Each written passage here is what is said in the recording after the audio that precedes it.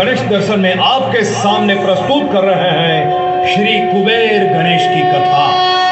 पौराणिक कथाओं के अनुसार धन के देवता कुबेर ने देवताओं के समक्ष अपनी धन दौलत एवं ऐश्वर्य का दिखावा करने हेतु अपने महल में एक महाभोज का आयोजन किया। शिव परिवार को भी महाभोज का निमंत्रण देने के लिए कुबेर जी कैलाश पर्वत पर पहुंचे। प्रणाम कुबेर जी, पधारिए। कहिए, आज कैलाश पर कैसे आना हुआ? हे माते, मैंने अपनी अलका नगरी के महल में एक महाभोज का आयोजन किया है, जिसके लिए मैं शिव परिवार को न्योता देने आया हूँ। आप मेरा न्योता स्वीकार करें माँ। कुबेर जी, इन दिनों व्यस्तता के कारण हम महाभोज में नहीं आ पाएंगे, किंतु बालक गणेश महाभोज में अवश्य पधारेंगे। जैसी आपकी इच्छा भोलेनाथ, अब मुझे आज्ञा दीजिए। महाभोज के दिन आमंत्रित देवी देवता कुबेर की अलका नगरी के महल में पधारने लगे। गणेश जी भी अपने वाहन मूषक के साथ कुबेर के महल में पधारे। सभी देवी देवताओं ने कुबेर से प्रथम पूजनीय श्री गणेश के लिए शीघ्र ही भोजन का प्रबंध करने को कहा।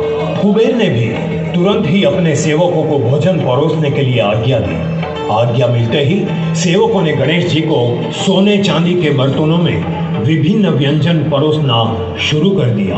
गणेश जी भी स्वादिष्ट व्यंजन देखकर बोले, आहा, जलेबी, लड्डू, मोदक, खीर और पेड़े भी है। आहा, बहुत ही स्वादिष्ट भोजन लग रहा है। अब मैं भोजन प्रारंभ करता हूँ। भोजन शुरू करते ही गणेश जी ने सारा भोजन पल भर में समाप्त कर दिया।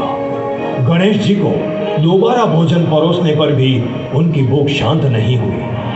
भूख की वजह से क्रोधित होकर उन्होंने खाली बर्तनों को खाना शुरू कर दिया, जिसे देखकर कुबेर जी भयभीत हो गए और दौड़े दौड़े माता पार्वती के पास जाकर बोले, हे जगत जननी, हे माँ, बालक गणेश की भूख शांत ही नहीं हो रही है। अब आप ही कुछ रास्ता दिखाइए माँ, कोई उपाय बताइए माँ, कोई उपाय बताइए।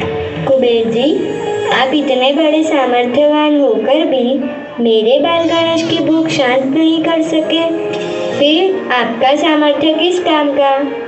ये लीजिए कटोरी चावल, इसे मेरे पुत्र गणेश को खिला देना, तुरंत ही उसकी भूख शांत हो जाएगी। तुम कहाँ चले गए थे कुबेर? मुझे और भोजन चाहिए। हे गजानन, मुझे अपनी गलती का एहसास हो गया है, मुझे माफ कर दीजिए। आपकी माता ने आपके लिए ये एक कटोरी चावल भेजे हैं, इसे ग्रहण कीजिए प्रभु। ठीक है, लाओ यह एक कटोरी चावल, मैं अभी ग्रहण करता हूँ।